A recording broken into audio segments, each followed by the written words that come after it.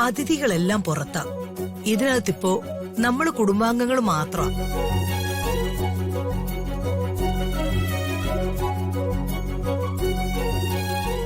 അയ്യോ, പറഞ്ഞത് കേട്ടില്ലേ?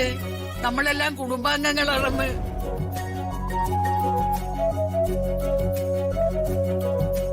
ഞാനും പ്രതാപനും വേണുവും രാജുവും രാധമ്മയും അമ്മിണിയമ്മയും എല്ലാവരും അടങ്ങുന്ന ഒരു വലിയ കുടുംബം. ഇങ്ങനെയുള്ളൊരു കുടുംബം എന്റെ ഭർത്താവിന്റെ ഒരു സ്വപ്നമായിരുന്നു. ഞാൻ എല്ലാവരെയും ഒരുമിച്ച് വിളിച്ചത് പ്രധാനപ്പെട്ട ഒരു കാര്യം പറയാനാ.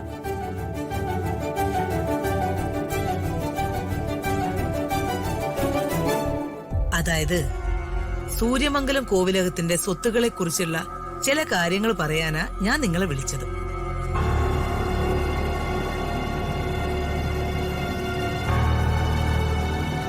ഇവിടെ മാത്രല്ല എന്റെ കോവിലകത്തിന്റെ സ്വത്തുള്ളത്.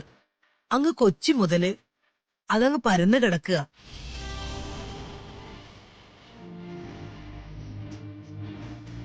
ദൈവമേ, 1-2 കൊട്ടാരം എനിക്ക് എഴുതി തന്നിരുന്നെങ്കിൽ.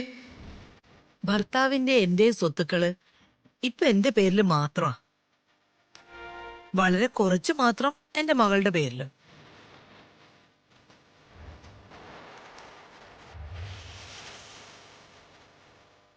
ഈ സ്വത്തുക്കളെല്ലാം എന്റെ മരുമകനായ പ്രതാപന്റെ പേരിലേക്ക് ഞാൻ കൈമാറാൻ പോവാ.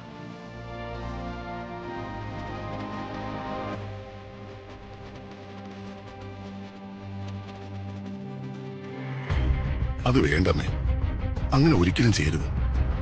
എനിക്ക് ആവശ്യത്തിലേറെ സ്വത്തുക്കള് ഈ കോവിലത്തിൽ നിന്ന് തന്നെ കിട്ടിയിട്ടുണ്ട്. എനിക്ക് തരാൻ ആഗ്രഹിക്കുന്ന സ്വത്തുക്കള് മരുമകനായ എനിക്ക് തരുന്നതിന് പകരം എന്റെ മരുമകനായ രാജുവിന് കൊടുക്കണമെന്നാ എന്റെ അപേക്ഷ.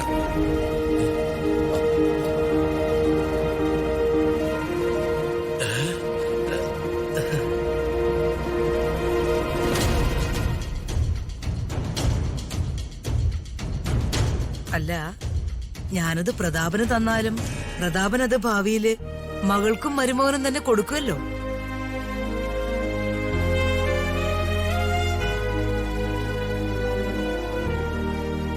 ഏയ്, എനിക്ക് സ്വത്തൊന്നും വേണ്ട.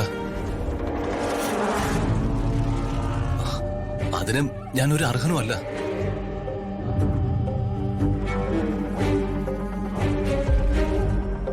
നിനക്കും ഋതുമോൾക്കും മാത്രമാണ് അതിനുള്ള അർഹത.